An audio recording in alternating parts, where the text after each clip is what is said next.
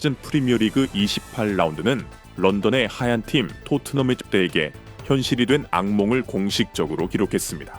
토트넘은 리그 순위 16위로 자유낙하하며 강등권과 불과 4점 차이라는 위태로운 상황에 처했습니다.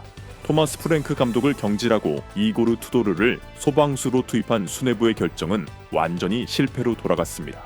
이 크로아티아 출신 전략가는 아스널전 1대 4대패에 이어 이번 풀럼전 1대 2패배까지 두 번의 끔찍한 연패를 무기력하게 지켜봐야만 했습니다. 더욱 충격적인 것은 풀럼 같은 중위권 팀을 상대로 토트넘의 볼 점유율이 고작 42%에 불과했다는 점입니다.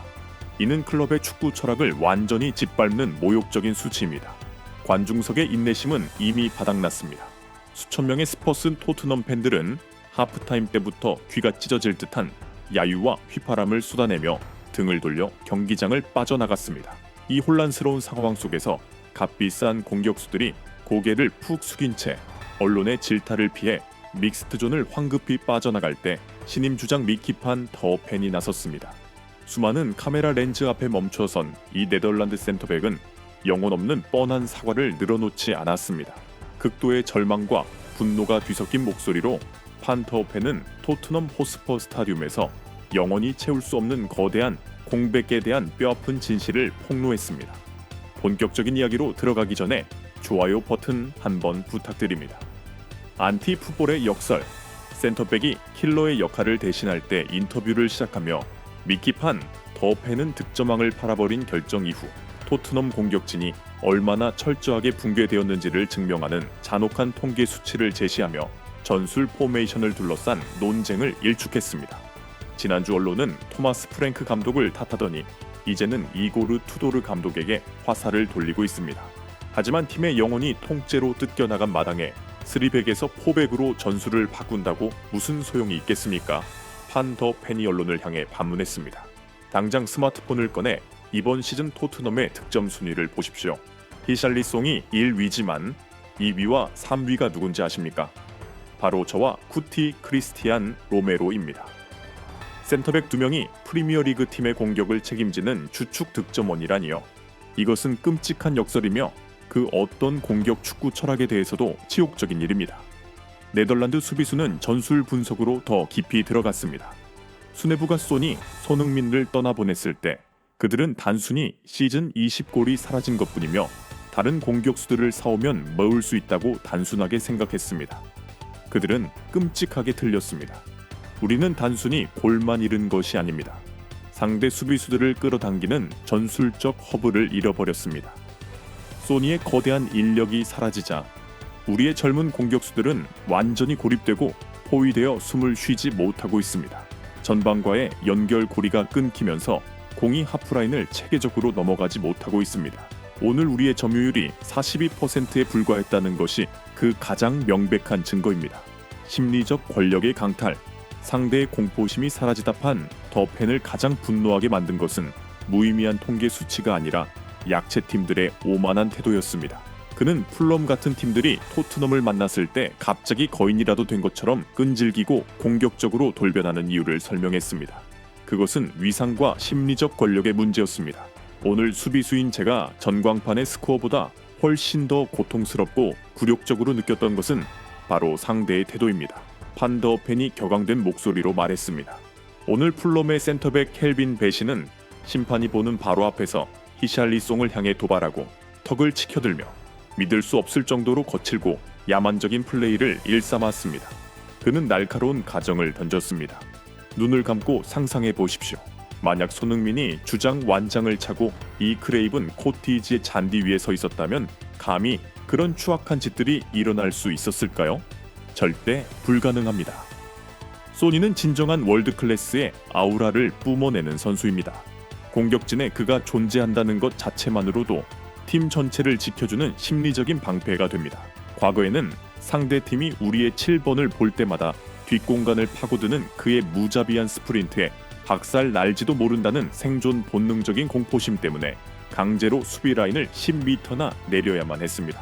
하지만 지금 소니가 사라진 후 그들은 토트넘을 보며 그저 이빨 빠진 순진한 어린아이들의 무리로 취급할 뿐입니다. 그들은 더 이상 두려움을 느끼지 않기 때문에 우리 페널티 박스까지 라인을 끌어올려 미친 듯이 압박합니다. 그들은 거칠게 차고 도발합니다. 왜냐하면 이 잔혹한 진실을 너무나 잘 알고 있기 때문입니다. 현재 토트넘에는 그들의 그 오만한 태도에 뼈아픈 대가를 치르게 할 만큼 압도적인 기량과 날카로움을 가진 선수가 단 한 명도 남아있지 않다는 사실을 말입니다.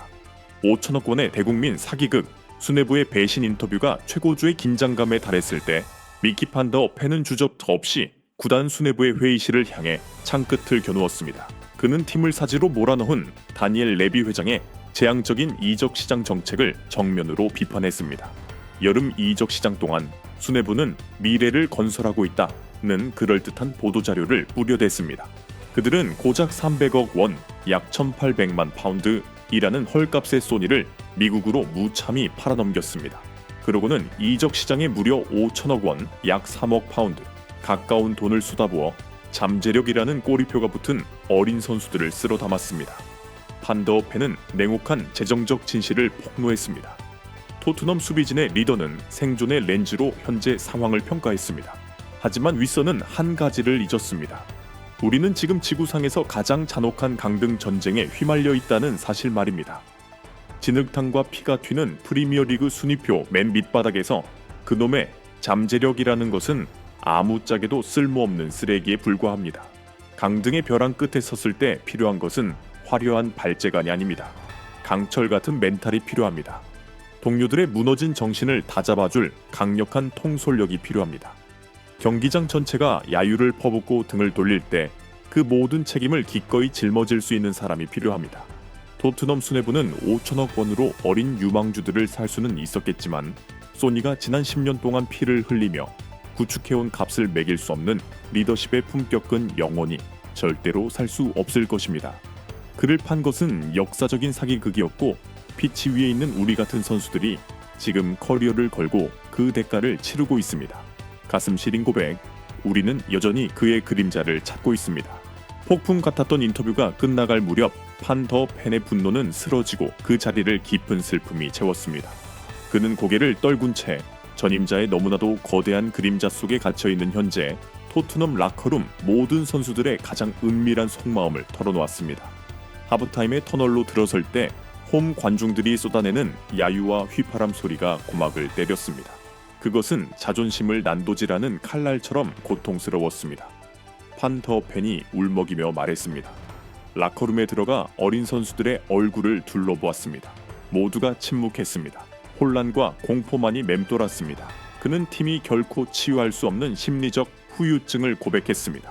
솔직히 말해 우리 모두는 그가 미칠 듯이 그립습니다. 압박에 몰릴 때마다 피치 위에서 돌파구를 찾지 못할 때마다 우리 미드필더들은 잠재의식 속에 깊이 각인된 근육 기억에 이끌려 기계적으로 왼쪽 측면을 바라봅니다. 위기를 벗어나게 해줄 그 익숙하고 폭발적인 스프린트를 기대하면서 말이죠. 하지만 고개를 들 때마다 그 공간은 영원히 캄캄한 시면으로 남아있습니다. 손흥민이 떠났을 때 상대 팀들이 우리를 존중하지 않게 된 것뿐만 아니라 마치 행운의 여신마저 토트넘에게 등을 돌린 것 같습니다. 우리는 벼랑 아래로 자유낙하하고 있습니다. 그리고 가장 쓰라리고 비참한 사실은 이 세상에서 우리를 끌어올려 줄 수 있는 유일한 남자, 우리의 진짜 주장이 지금 지구 반대편에서 환상적인 어시스트들을 찔러 넣고 있다는 것입니다. 전문가들의 반응과 결론 뼛속까지 파고드는 미키 판더 펜의 뼈아픈 비판은 즉각 영국 언론의 거대한 지진을 일으켰습니다. 그의 고백은 최고 전문가들에 의해 구단 수뇌부의 무능함을 입증하는 완벽한 고발장으로 확인되었습니다. 게리 네빌 전 프리미어리그 레전드니 스카이 스포츠 해설위원, 판더 펜은 토트넘의 그 어떤 감독도 해고될까 두려워 감히 입에 올리지 못했던 진실을 말했습니다. 팀의 영혼이자 살아있는 전설을 고작 1,800만 파운드에 팔아치운 것은 경영 범죄입니다. 토트넘은 공격수가 부족한 것이 아니라 위협적인 권력이 부족한 것입니다. 사고방식의 근본적인 변화가 없다면 그들이 챔피언십 2부 리그로 강등되는 것은 지극히 현실적인 시나리오입니다. 파브리지오 로마노, 이적 시장 전문가 슬래시 X 플랫폼, 강등권 경쟁에서 잠재력이 갖는 의미에 대한 판더 펜의 분석은 모든 스포츠 디렉터들을 위한 기본 지침서입니다. 현재 토트넘 스쿼드는 너무 어리고 리더가 부족합니다. 수뇌부는 주급 체계를 해결하겠다며 손흥민을 팔았지만 결과적으로 강등될 경우 수억 파운드의 중개권료를 날려버릴 수 있는 거대한 불신의 위기를 자초했습니다. 2025년에서 2026년 시즌 토트넘 호스퍼의 위기는 단순한 불운이 아니라 수뇌부의 연이은 오판이 낳은 필연적인 결과입니다. 크레이븐 코티지에서 쏟아낸 미키 판 더 펜의 잔혹한 독백은 한 가지 사실을 증명했습니다. 손흥민을 빼앗은 것은 단순히 출전 명단에서 이름 하나를 지운 것이 아니라는 것을요. 그것은 팀 전체의 내비게이션 시스템, 심리적 방패, 그리고 리더십의 본질을 통째로 도려낸 행위였습니다. 토트넘의 버스는 죽음 같은 정막 속에서 서런던을 떠났습니다. 영국 하늘의 잿빛 구름은 다가오는 생존의 길목에서 그들을 기다리고 있는 더 끔찍한 폭풍우를 예고하고 있었습니다. 반면 그곳에서 8,000km 이상 떨어진 로스앤젤레스